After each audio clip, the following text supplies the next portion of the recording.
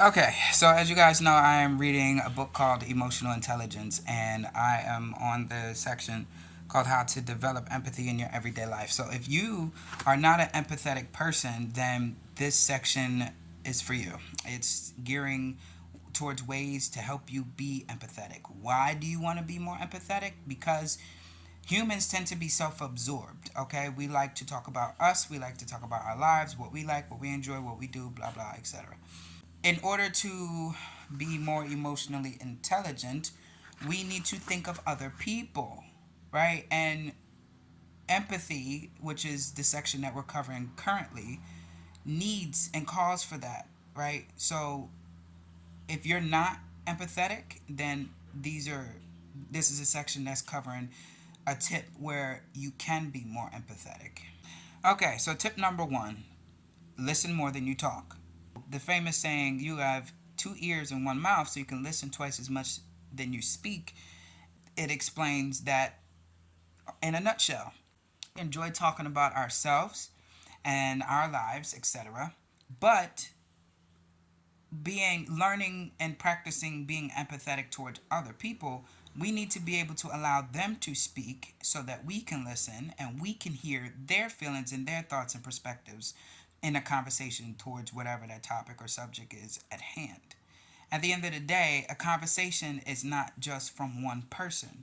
A conversation is expressed between more than one individual sharing their thoughts and opinions. But you need to pause and take turns.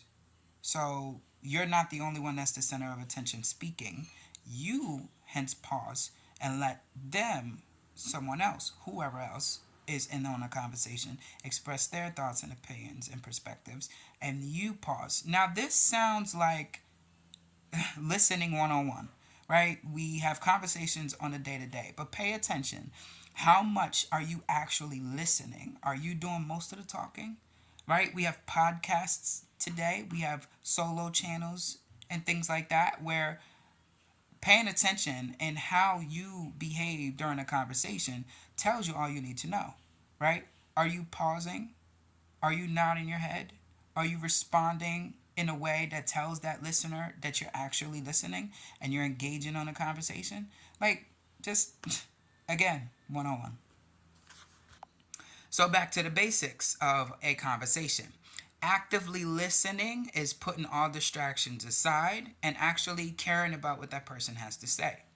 Are you the type of listener that you're listening, you're nodding your head, but you're not giving eye contact? Or you're listening and you're not responding at all? Or are you not even looking, and as soon as your phone goes off, your head goes off in a different direction in your phone, and now you're staring at that and you're responding to whatever post or text or whatever have you, right?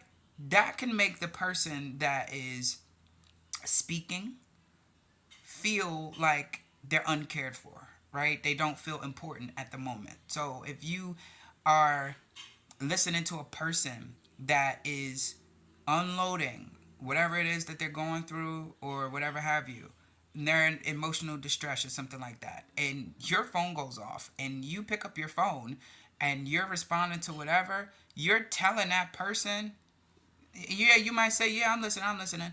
But really, what you're doing is practicing the art of distraction. Okay, unfortunately, we are in that time age where we have perfected distraction. Like, we are driving and put it on makeup. We are driving and drinking coffee. We are at work in two different conversations at once. We're on the phone with this person, but we're standing in front and we're talking to another. We are distracted. So it is important to practice even what you think is the mundane, boring, basic stuff, because that is going to help you stick out. It's going to show that you have integrity when it comes to you with business, when it comes to you with a conversation, when it comes to you in a relationship, all of these things, right? Focus is key.